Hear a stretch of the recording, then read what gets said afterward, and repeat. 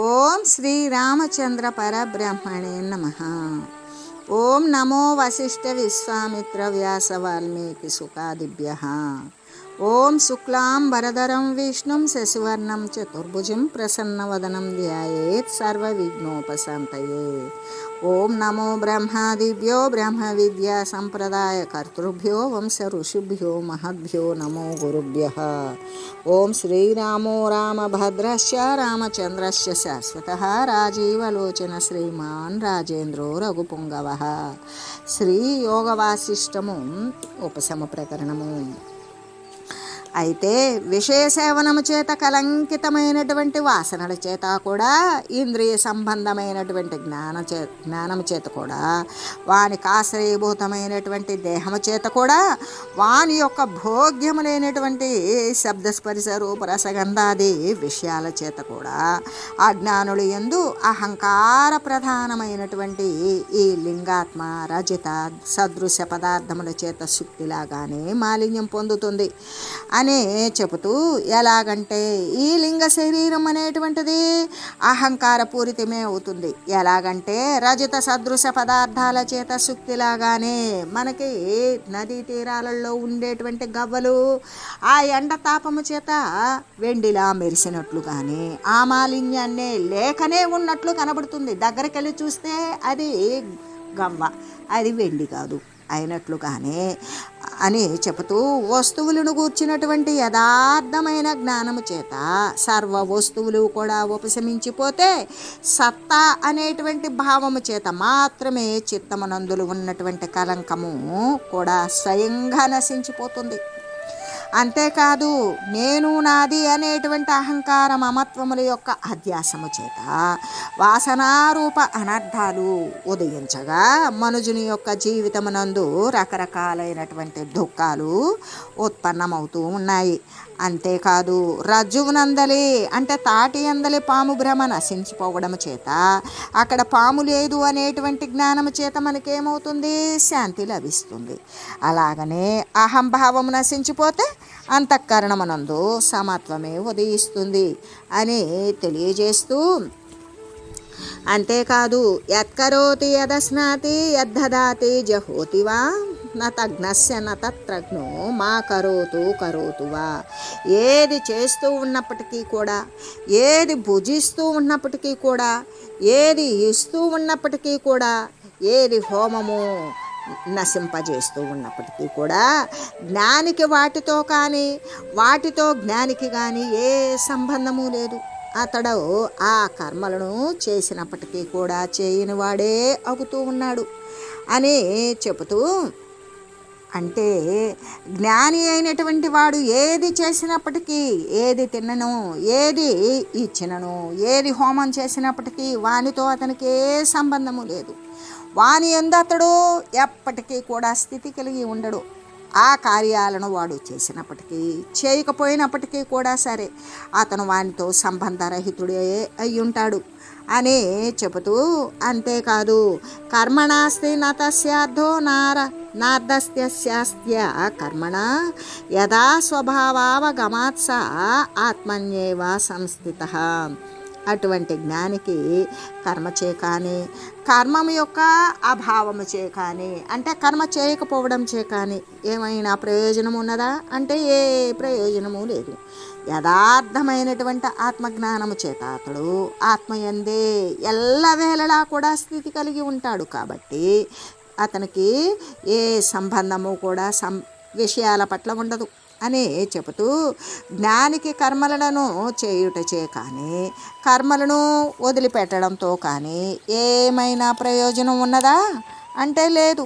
అతడు తన యొక్క కానీ జగత్తు యొక్క కానీ యథార్థమైన స్వరూపాన్ని ఎరిగి ఉండడం వలన ఎల్లవేళలా కూడా అన్ని కాలముల యందు అన్ని ప్రదేశాల యందు కూడా సదా ఆత్మయందే స్థితిని కలిగి ఉంటాడు అని చెబుతూ, అంటే ఇప్పుడు రాయి ఉన్నది కదా, రాతి మీద ఏదన్నా నీరు పోసి విత్తనం పెడితే మొలుస్తుందా? మొలదు కదా. అలాగే శిల నుండి లత జనింపనట్లుగానే జ్ఞాని యొక్క అంతఃకరణము నుండి కూడా కోరిక ఎప్పుడూ పుట్టదు. అంతేకాదు ఏది పుడుతుందో అది జలమందల తరంగాల లాగానే తన రూపమే అవుతుంది కదా. జలంలో పుట్టినటువంటి తరంగం జల రూపమే అయినట్లుగా ఏది పుడుతుందో అది తానే అవుతుంది కదా అని చెబుతూ ఈ బ్రహ్మాండం అంతా కూడా వాని యొక్క జ్ఞాని స్వరూపమే అయి ఉంటుంది. అతడున్నో బ్రహ్మాండ రూపమే అయ్యున్నాడు. కాబట్టి ఎలాగంటే యథార్థంగా ఈ జగత్తున దేశకాల వస్తుకృతమైనటువంటి విభాగం ఏమైనా ఉన్నదా? దేశ సంబంధమైన, కాల సంబంధమైన, వస్తు సంబంధమైన ఏదైనా సరే విభాగము, వేర్పాటు, వేరు చేసి చూపించేటువంటి భాగం ఏదైనా ఉన్నదా అంటే లేదు కదా. కాబట్టి ఆ ఉత్తమమైనటువంటి పురుషుడు అతి పావనమును, ఏకరూపమును, సర్వద్వైత బంధ వినుర్ముక్తమును, అంటే సర్వ అద్వైత, సర్వములో ఉన్నటువంటి ఒక్కటే అయినటువంటి, బంధము లేనటువంటిది అయిన సన్మాత్ర స్వరూపుడే అవుతాడు అని శ్రీ వశిష్ఠ గురుదేవులు ఉపశమ ప్రకరణమునందు ధ్యాన విచారాన్ని గురించి వర్ణించి చెప్పి ఇంకా ఈ విధంగా అంటూ ఉన్నారు. ఓ రామచంద్ర, ఆత్మ అనేటువంటి మిరియం యొక్క స్వప్రకాశము తీక్ష్ణత్వమే కదా. మిరియపు గింజ నోట్లో వేసుకుంటే చాలా తీక్షణంగా, అంటే కటువుగా, మంటగా ఉంటుంది. అలాగే అజ్ఞాన కారణము చేత అహంకారము మొదలైనటువంటి రూపముగాను, ఘట్టబిత్వాదుల రూపముగాను ఏ విధంగా ఉంటుంది? కుండలాగా, గోడలాగా ఆ రూపాలలో కూడాను దానికి ఆధారమైనటువంటి దేశకాలాది సహితమైనటువంటి జగద్రూపంగా కూడా అవుతూ ఉంటుంది. అలాగనే అంటే ఏ విధంగా అంటే ఆత్మ అనేటువంటి లవణం యొక్క లవణత్వానుభవము. ఇప్పుడు ఆత్మ అనేటువంటి మిరియం కారంగా ఉంటుంది. ఆత్మ అనేటువంటి లవణము అంటే ఉప్పు లాంటిది ఆత్మ అయినప్పుడు ఆ ఉప్పగానే ఉంటుంది. కాబట్టి ఆత్మయను చెరుకు యొక్క మాధుర్యానుభవము. ఆత్మను చెరుకుగా భావించావా? చెరుకు ఎంత తీయగా ఉంటుందో ఆత్మ కూడా, ఆత్మానుభూతి కూడా అంతే తీయగా ఉంటుంది. ఆత్మ అనేటువంటి శిల యొక్క కాఠిన్యానుభవమును ఆత్మను శిలగా భావించావా? శిల ఎంత కాఠిన్యంగా ఉంటుందో ఆత్మతత్వం కూడా అంత కాఠిన్యంగా ఉంటుంది. ఆత్మ అనేటువంటి పర్వతం యొక్క గురుత్వానుభవమును, గురుత్వము అంటే పెద్దది, బృహత్తరమైనది, బరువైనది, భారమైనది, కదలనది. అటువంటి పర్వతం యొక్క గురుత్వానుభవమును, ఆత్మ అనేటువంటి జలము యొక్క ద్రవత్వానుభవమును, అంటే ఆత్మ దృష్టితో ఆత్మ తానై ఏ వస్తువును సంస్పర్శించినా, ఏ వస్తువును దర్శించినా అది ఆత్మానుభవమే అయి ఉంటుంది అని చెబుతూ, అంతేకాదు ఆత్మ అనేటువంటి వృక్షం యొక్క మరి అనేక రకాలైనటువంటి కొమ్మలు, ఆకులు, పల్లవములు, చిగురులు, వీటన్నింటి యొక్క అనుభవమును, అంతేకాదు ఆత్మ అనేటువంటి ఆకాశమనందలి శూన్యత్వానుభవమే ఉంటుంది అని చెబుతూ, అంతేకాదు అవకాశము ధాతృత్వానుభవము, అంటే ఏ దాతృత్వము ఇచ్చిపుచ్చుకునేటువంటివి అవకాశాలతో ఉంటుందో ఆ విధంగా కూడా ఉంటుంది. అంతేకాదు అహంకారము మొదలైనటువంటి రూపాలుగాను, కుండ, గోడ, వస్త్రము మొదలైనటువంటి శరీరాల యొక్క ఆవర్తాదుల రూపంగాను వచ్చిపోయేటువంటి స్థితి కలిగి, వస్తువు ఉత్పన్నమై నశించిపోయినటువంటి రూపము కలిగి, దానికి ఆధారమైనటువంటి పలానా దేశంలో ఈ వస్తువు తయారైంది, ఈ వస్తువు పలానా కాలానికి సంబంధించినది, ఇటువంటి దేశకాలాది సహితమైనటువంటి జగద్రూపంగానే భాషిస్తూ కనబడుతూ ఉంటుంది. అంటే ఈ విధంగా చిద్బ్రహ్మతోటి సర్వ పదార్థాల యొక్క అక్కడ అభేదమే సిద్ధిస్తుంది. మనం ఏ విధంగా విచారిస్తే అంతరమున ఏమై ఉంటే అదే బాహ్యమున గోచరించినట్లుగానే ఈ చిద్బ్రహ్మతోటి సర్వ పదార్థాల యొక్క అభేదము అంటే అభిన్నత్వము ఆ పరమాత్మ స్వరూపము కంటే వేరైనది లేదు అనే విధంగానే విషయం విచారణ ద్వారా సిద్ధిస్తుంది అని చెబుతూ, అంతేకాదు ఆత్మ అనేటువంటి గోడ యొక్క అంటే భిత్తి యొక్క ఘనత్వానుభవము చేత అది గట్టిగా కఠినంగా ఉంటుంది కదా. ఆ అనుభవం చేతనే స్వయంగా అహంకారము మొదలైనటువంటి రూపముగాను, ఘటాది రూపముగాను అంటే కుండ మొదలైనటువంటి రూపాలుగాను, రూపభేదాలుగాను, అంతేకాదు చిత్తానికి బాహ్యమున చిత్తమునకు బయటగా ఏదైతే ఉన్నదో చిత్తునకు భిన్నంగా ఉన్నటువంటి దానిలాగానే ఈ దృశ్య రూపమంతా కూడా గోచరిస్తుంది. అదంతా ఎక్కడున్నది? చిత్తరూపములోనే ఉన్నది. అది లోపల ఏ విధంగా భాషిస్తుందో బయట కూడా అలాగే వెలయిచూ ఉంటుంది అని చెబుతూ, అంతేకాదు ఆత్మసత్త యొక్క చైతన్యం ద్వారా కలిగేటువంటి ఏ సత్తారూపమైనటువంటి అనుభవం ఉంటుందో అది స్వయంగా కూడా అహంకారము మొదలైనటువంటి రూపాలుగాను చిదాభాసన రూపముగా కూడా ఉంటుంది అని చెబుతూ, అంతేకాదు తన యొక్క ప్రకాశం యొక్క అనుభవము చేతనే అంతరాత్మ వృత్తి భేదము చేత మరి పలు విధాలైనటువంటి భిన్న భిన్న చిదాభాసులందు అనుగతమైనటువంటి సామాన్య జీవరూపమున స్వయంగా ఎరుగుచూ ఉన్నది. ఏ విధంగా అంటే సూర్యుడు ఉన్నాడు, అన్ని రకాల పాత్రల్లో నీళ్లు పెట్టి, కోటాను కోట్ల పాత్రల్లో నీళ్లు పెట్టి ఆ నీళ్ళల్లో సూర్యుని యొక్క ప్రతిబింబం కనపడుతుంది. అన్ని సూర్యుళ్ళు ఉన్నారా?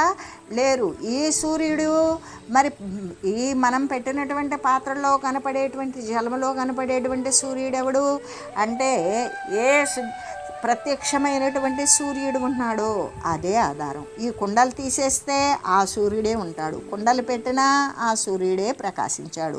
అంటే భిన్న భిన్న రూపములలో జగత్ రూపంలో ప్రకాశించేటువంటిది కూడా చిద్రూపాత్మే అని తెలియజేస్తూ, అంతేకాదు ఆత్మ అనేటువంటి చంద్రుని యందు స్వయంగా అనుభూతమైనటువంటి ఏ చిద్రూప అమృతమైతే ఉంటుందో అదే అహంకారము మొదలైనటువంటి రూపములలో ఆవిర్భవించింది.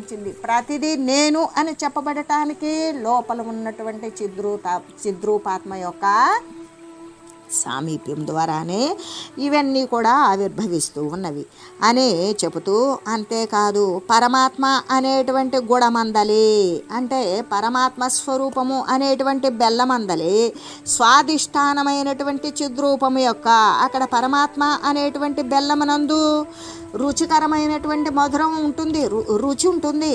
ఆ తీయని రుచి ఏంటి అంటే చిద్రూపం యొక్క ఆస్వాదము అయినటువంటి ఏ పరమాత్మ అయితే ఉన్నాడో అప్పుడు బెల్లమునకు రుచికి ఏమైనా భేదం ఉన్నదా? లేదు. అలాగే పరమాత్మకు చిద్రూపానికి ఏమైనా భేదత్వం ఉన్నదా?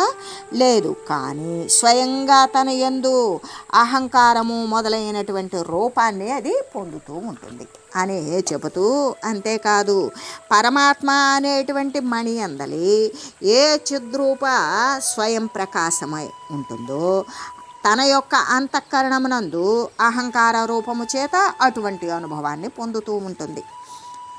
యథార్థముగా కూడా ఆత్మ పరమార్థ రూపమనందు ఏమీ ఎరుగుతుందా అంటే ఏమీ ఎరగడం లేదు. ఎలాగంటే ఆత్మ కంటే భిన్నముగా జ్ఞేయమైనటువంటి మరొక పదార్థము ఉన్నదా? లేకపోవడం కాదు, అది ఎప్పటికీ కూడా సంభవించదు, పుట్టదు. అంతేకాదు అది దేనిని ఆస్వాదించడం లేదు, దేనిని కూడా ఆగ్రహించడం లేదు, ఆస్వాదించడము లేదు. ఎలాగంటే చైతన్యానికి వేరుగా ఆస్వాదింపదగినటువంటి వస్తువు మరొకటి అన్నటికీ సంభవం కాదు కదా. ఇప్పుడు పరమాత్మ అనేటువంటి బెల్లం ఉన్నప్పుడు బెల్లం చిద్రూపం అంటే బెల్లం యొక్క రుచి చిద్రూపాత్మ అని చెప్పుకున్నాం. ఇక్కడ పరమాత్మ కంటే చిద్రూపాత్మ అనేటువంటిది మళ్ళీ ప్రత్యేకమైనటువంటిది ఇంకొక వస్తువు ఉన్నదా అంటే లేదు. మనం ఏమని చెప్తూ ఉన్నాం? ద్వితీయం నాస్తి, అద్వైత సిద్ధి. కాబట్టి ఈ యొక్క చైతన్యం కంటే వేరైనటువంటి మనం ఆస్వాదింపదగినటువంటి వస్తువు ఏదైనా ఉన్నదా? లేదు. అలాగే బెల్లానికి రుచికి భిన్నము లేదు. ఆ బెల్లం నోట్లో వేస్తేనే మన యొక్క అహంకారము చేత ఆ రుచిని గ్రహించి బెల్లం రుచిగా ఉంది అంటాం. ఆ తీపి యొక్క పదార్థ రూపమేంటి? బెల్లమే. బెల్లం యొక్క పదార్థం అంటే రుచే, తీపే. కాబట్టి ఆ రెంటికి భిన్నత్వం ఉన్నదా? లేదు. బెల్లం లేకుండా రుచి తీపిగా ఉంటుందా? ఉండదు. బెల్లం ఒక్కటి వేసుకుంటే రుచి లేకుండా ఉంటుందా? ఉండదు. ఆ రెండు కూడా అభిన్నం. వాటికి భేదం అనేటువంటిది లేదు. అలాగే ఈ చైతన్యానికి కూడా వేరుగా ఆస్వాదించాల్సినటువంటి పదార్థం మరొకటి ఉన్నదా అంటే అది ఒకటి ఉండడం కాదు, ఉండదు, అది ఎప్పటికీ కూడా పుట్టదు కూడా అని చెబుతూ, ఎలాగంటే ఏదైతే మార్పులు పొందేటువంటి పదార్థమే లేకపోవడం వల్ల మరి ఒక చైతన్యము చేత ఆత్మ వికారాన్ని మార్పును పొందదు. అంతేకాదు పొందదగినది ఏది కూడా లేని కారణం చేత అది దేనిని కూడా పొందడం లేదు అని చెబుతూ, అసత్తైనటువంటి జగత్తు యొక్క ఆకారము దేని ఎందైతే కనబడుతూ ఉందో అట్టి అనంత పరిపూర్ణ అంటే ఎల్లవేళలా కూడా సదా ఎల్లప్పుడూ జ్ఞానస్వరూపము ఏకరూపము అయిన పరమాత్మ మహాపర్వతములాగా ఆత్మయందు స్థితి కలిగి ఉన్నది కదా. కాబట్టి రాఘవ, ఈ మనం ఎప్పటి వరకు చెప్పుకున్నటువంటి విషయాల ద్వారా అహంకారము జగత్తు మొదలైనటువంటి వాటి యందు భేదము ఏమీ లేదు అని నేను తెలియజేశాను నీకు. యథార్థముగా చిత్తం కానీ చిత్తము కలవాడు కానీ జగత్తు కానీ మొదలైనటువంటి విభ్రమములు కానీ ఏమైనా ఉన్నవా అంటే లేనే లేవు. మొట్టమొదట మరి వర్షించి ఆ తర్వాత నిశ్శబ్దంగా ఉండేటువంటి శరత్కాల మేఘంలాగానే శుద్ధమైన సన్మాత్రము చేత బాధితమైనటువంటి ఈ జగత్తు ఆ విధంగా ప్రశమనం అంటే లేకుండా పోతుంది. ఆ విధంగానే ద్రవ స్వభావం కలిగినదే అవడం వలన జలము తన యందు ఆవర్త రూపణాన్ని పొందుతుంది.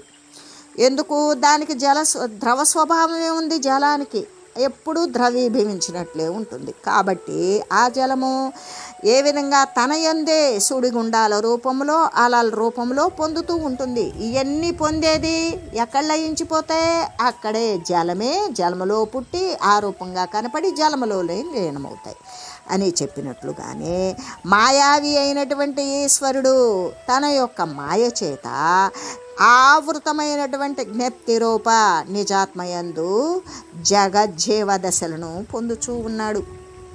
అందుకే జీవుడని ఆత్మని పరమాత్మని అఖండమైనటువంటి తత్వము సర్వ వ్యాపకత్వము అని చివరకు పరమాత్మ తత్వాన్ని గురించి చెప్పేటువంటిది.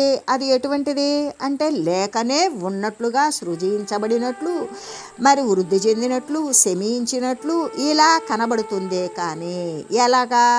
నీటి అందే పుట్టినటువంటి జలము ఆవర్తాల రూపంలో అలల రూపంలో మరి కనబడి బుడగల రూపంలో నురగ రూపంలో కనబడి మళ్ళీ ఆ జలమునందే అది మరి నివర్తించినట్లుగానే దాని ఎందే లీనమైనట్లుగానే ఈ యొక్క లేకనే కనబడేటువంటి మాయావి అయినటువంటి ఏ ఈశ్వరుడైతే శరీరాన్ని ధారణ చేయించి దాని ప్రకారం తన యొక్క మాయ చేతనే తన యొక్క అంటే అక్కడ జలములోనే ఇన్ని జరిగి జలములోనే లీనమైన జలమే అయినట్లుగా ఈ యొక్క పరమాత్మ స్వరూపము కూడా ఏ విధంగా అక్కడే ఆవృతమైనటువంటి జ్ఞప్తి రూప ఏది గుర్తుంచుకునేటువంటి నిజాత్మ అయితే ఉంటుందో దాని ద్వారా వాసనలని కోరికలని కామం యొక్క వేగమని అహం మమత్వాదులని ఇవన్నీ కూడా ఆ యొక్క దాని ఎందే జనించి దాని ఎందే వృద్ధి చెంది దాని ఎందే నశించిపోతుంది. చివరకు ఏది మిగిలింది? ఇవన్నీ లేనప్పుడు ఏ పరమాత్మతత్వం అయితే ఉన్నదో ఇవన్నీ నశించినప్పుడు కూడా పరమాత్మతత్వమే ఉన్నది అని చెబుతూ ఇక్కడ జగత్తు జీవుని యొక్క దశను పొందుతూ ఉన్నాడు. జలమందు ద్రవత్వము వాయువునందు సంచలత్వము ఎలా ఉన్నాయో అలాగే జ్ఞప్తి మాత్రుడే అయినటువంటి ఈశ్వరుని యందు అహంకార దేశకాలాదులు ఉన్నవి.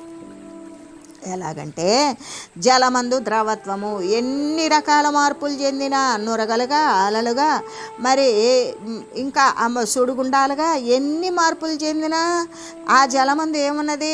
ద్రవత్వమే ఉన్నది. అలాగే వాయువునందు చిన్న గాలి వీచినా మందగతిని వీచినా పెద్దగా వీచినా ప్రచండంగా వీచినా ఏమున్నది? చంచలత్వమే ఉన్నది. అలాగనే జ్ఞప్తి మాత్రుడే అయినటువంటి జ్ఞప్తి రూపము అంటే తెలివి ఉన్నటువంటి ఆ ఈశ్వరుని యందు ఏమున్నాయి అంటే అహంకార మమకారాదులతో కూర్చొని ఇది నేను ఫలానా ప్రదేశానికి చెందినవాడను, ఇది నాది, ఇది ఈ దేశం నుండి తెచ్చుకున్నాను అని దేశకాలాదులు ఇవన్నీ కూడా అహమ్మమత్వాదులతో కూడినటువంటి ఇవన్నీ జ్ఞప్తి మాత్రుడైనటువంటి ఈశ్వరుని చేత కలిగినవి అని చెబుతూ ఈశ్వరుడు తన యొక్క ఈశ్వరుని యొక్క అభావము చేత నేను ఈశ్వరుడును, నేను పరమాత్మను అనేటువంటి భావం లేని కారణం చేత ఆవరణ పరిచ్ఛేదరహితమైనటువంటి జ్ఞానం యొక్క అభివృద్ధి జరిగినప్పుడు మాత్రమే నిత్య నిరతిశయానంద రూపమైనటువంటి జ్ఞానాన్ని సదా ఎరుగుచూ ఉన్నాడు. అదే నేను ఈశ్వరుడు కాను దేహము అనే భావము చేత ఈ అహమ్మమత్వాలను పొందుతున్నాడు. అదే నేను ఈశ్వరుడును అనేటువంటి భావము చేత ఆవరణ అనేటువంటిది ఏ అజ్ఞాన ఆవరణ అయితే ఉన్నదో దాన్ని నశింపజేసుకొని పరిచ్ఛేదరహితమైనటువంటి జ్ఞానాన్ని అభివృద్ధి చేసి నిత్య నిరతిశయానంద రూపమైనటువంటి జ్ఞానాన్ని ఎల్లవేళలా కూడా తెలుస్తూ ఉన్నాడు. అంతేకాదు అహంకార వశము చేత జీవన హేతువులైనటువంటి మళ్ళీ శరీరాలకి రావడానికి పోవడానికి కారణములైనటువంటి ఈ భూత ప్రాణేంద్రియాదులు విషయ సంబంధ అధ్యాసము చేత జీవులు మొదలైనటువంటి రూపాలే ఆత్మ అని చైతన్యము చేత ఎరుగబడుచూ ఉన్నవి. కానీ అవి యథార్థం కానే కాదు, ఆవరణ చేత మాత్రమే వస్తూ పోతూ ఉన్నవి. వీళ్ళు దేహాలు, వీరు జీవులు అని చెప్పేటువంటిదంతా కూడా ఏ విధంగా అంటే భూత ప్రాణేంద్రియాల విషయాల యొక్క సంబంధాధ్యాసము చేత, దేని యొక్క సంబంధము చేత, పంచభూత మిశ్రితము సంబంధము చేత, వాసన ప్రేరితమైనటువంటి తృష్ణల చేత, ఈ దేహ పరంపరలు కొని వచ్చుకునేటువంటి అజ్ఞాన ఆవరణము చేత ఈ నేను జీవుడిని మొదలైనటువంటి రూపాలే ఉన్నటువంటి ఈ దేహాత్మ భావము, ఈ దేహము, ఈ కనబడేటువంటి జగత్తు ఇది చైతన్యాత్మకాలే అని ఎరగబడుచూ ఉన్నవి. అంటే ఇవే సత్యము అని అంటే దీనికి మూలమైన వస్తువుని గుర్తించడం లేదు. అలా ఎరగబడుచూ ఉన్నవి కాబట్టి అవన్నీ కూడా యథార్థమైనవి కానే కాదు. ఏ కామ కర్మ వాసనల చేతను, ఎట్టి విషయ జ్ఞానాల చేతను, ఏ దర్శన లాభము మొదలైనటువంటి భోగ విచిత్రాల చేతను అజ్ఞానికి ప్రియముగా, సంతోషంగా, ఆనందంగా ఉన్నటువంటి రూపంలో తృప్తి కలుగుతుందో ఆ విచిత్రమంతా కూడా అభిన్న రూపమైనటువంటి పరమాత్మ చేతనే కదా ఎరుగబడుచు ఉన్నది. అదే లేకపోతే జడప్రాయమైనదే కదా ఇది అని చెబుతూ, అంతేకాదు ఆ ఈశ్వరుడు ఆయా జీవుల యొక్క కామనాది వాసనలను బట్టి ఆ జీవులు ఆ శరీరాన్ని ఆసరా చేసుకొని వారి యొక్క కోరిక ప్రకారం దాని రూపమైనటువంటి తన యొక్క శరీర భాగాల చేతే అది పరిణితం అవుతూ ఉంటుంది, మార్పులు చెందుతూ ఉంటుంది. కాబట్టి జగత్తు యొక్క అధిష్టానమైనటువంటి ఇదేంటి, జగత్తుకు అధిష్టానమైనటువంటి స్థానం ఏమిటి? పరమాత్మ యొక్క జ్ఞానమే.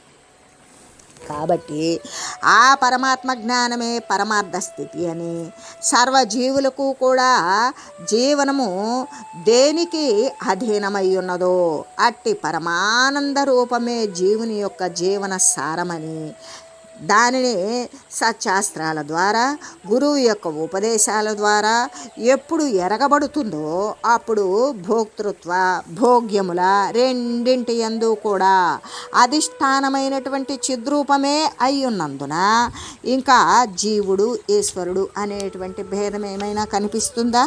ఏమాత్రము లేకుండా ఉంటుంది.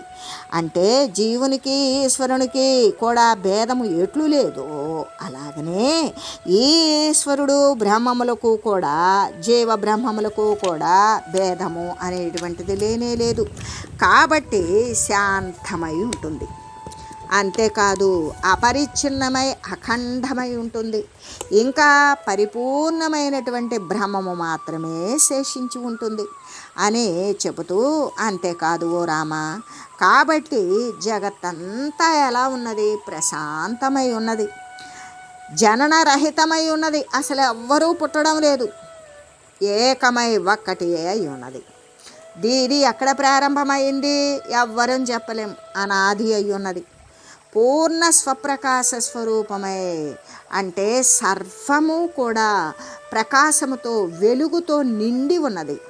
ఆ ప్రకాశ స్వరూపమే ఆనందైకరసమై ఆనందము మాత్రమే ఏకరసంగా మిగిలి ఉన్నటువంటిది. అంతేకాదు విషయ చిహ్నరహితమైనటువంటి బ్రహ్మమే అవుతూ ఉన్నది. విషయాలు అనేటువంటి గుర్తులు జ్ఞాపకాలు అని నశించిపోయినటువంటి ఏ బ్రహ్మస్వరూపం అయితే ఉంటుందో అదే అయి ఉన్నది. కానీ సర్వము కూడా ప్రశాంత రూపమే అయినది అనేటువంటి ఈ తాత్కాలిక శబ్దములతో నిండిపోయిన భేద దృష్టి బోధన కోసమే అవుతుంది, కానీ మరొక దానికోసమైతే కాదు. కాబట్టి సాక్షాత్ ప్రయోజన శూన్యత్వ కారణము చేత అదంతా కూడా అబద్ధమే అవుతున్నది, అదంతా మిథ్యాస్వరూపమే.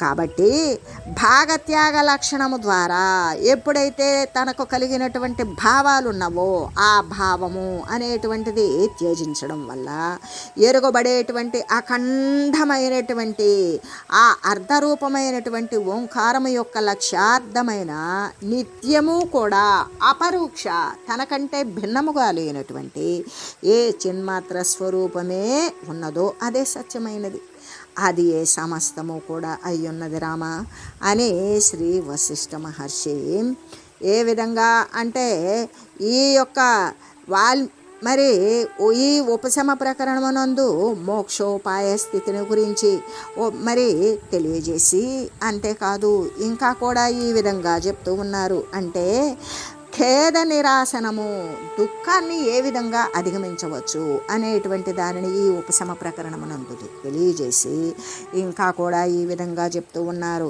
అత్రైవోదాహరంతి మమితిహాసం పురాణం కిరాతే సస్య సురఘోర్వృత్తాంతం విస్మయాస్పదం. ఎలాగంటే ఓ రామ, శబ్దమయ దృష్టి కేవలము బోధనార్థమే అవుతుంది. అయినా ఈ విషయమునందు కిరాత ప్రభువైనటువంటి సురహుని గురించిన ఆశ్చర్యజనకమైనటువంటి పురాతన ఇతిహాసము ఒకటి ఉన్నది. దానిని గురించి నేను నీకు ఉదాహరిస్తాను, దానిని గురించి తెలియ. ఎలాగంటే ఓ రామ, శబ్దమయ దృష్టి అంటే శబ్దాలతో నిండిపోయినటువంటి దృష్టి కేవలము బోధన యొక్క అర్థమే అయి ఉండడం వల్ల ఈ విషయమున కిరాత ప్రభువు అనేటువంటి సురగుడు అనే ఆయన ఉన్నాడు. ఆయన గురించినటువంటి ఆశ్చర్యజనకమైనటువంటి పురాతన ఇతిహాసము ఒకటి ఉన్నది. దానిని గురించి నేను నీకు తెలియజేస్తాను. అది ఆ సురగుని యొక్క ఇతిహాసాన్ని మహనీయులు ఉదాహరిస్తూ ఉంటారు. దానిని గురించి చెప్తాను. హిమాద్రేహి శృంగమస్తిహ కైలాసో నామ పర్వత శైలకుంజర నిర్ముక్త కలాపస్యేవనాయక. ఉత్తర కాసారమును పృథివీ వినిర్గత కర్పూర రాశి సదృశమును ఈశ్వరుని యొక్క హాస్యతుల్యమును శుక్లపక్ష చంద్ర ప్రకాశ సదృశమును పర్వత శ్రేష్టమగు హిమాలయము చేత ధరించబడిన శిఖర పంక్తి అనేటువంటి ముత్యపు మాలయందు ప్రధానమని వంటిది అయిన కైలాసము అనే సుప్రసిద్ధ హిమాలయ శిఖరము ఒకటి ఉన్నది. ఏంటది అంటే పర్వత శ్రేష్టమైనటువంటి హిమాలయము చేత ధరింపబడిన శిఖర పంక్తి అనేటువంటి ముత్యపు మాలయందు ప్రధానమని వంటిది అయిన కైలాసం అనేటువంటి సుప్రసిద్ధ హిమాలయ పర్వత శిఖరము ఒకటి ఉన్నది. కాబట్టి దాని యందు విష్ణువునకు క్షీర సాగరమును, ఇంద్రునకు స్వర్గమును, బ్రహ్మదేవునకు విష్ణునాభి కమలమును గృహమైనట్లుగానే ఆ శిఖరము శంకర భగవానుడికి గృహమై ఉన్నది అని చెబుతూ, అంతేకాదు అని తెలియజేస్తూ ఓం మంగళం శ్రీ గురుదేవాయ మహనీయ గుణాత్మనే సర్వలోక శరణ్యాయ సాధురూపాయ మంగళం. ఓం మంగళం కోసలేంద్రాయ రామాయ రామభద్రాయ చక్రవర్తి తనూజాయ సార్వభౌమాయ జానకీ వల్లభాయ శ్రీరామచంద్రాయ మంగళం. ఓం తత్సత్.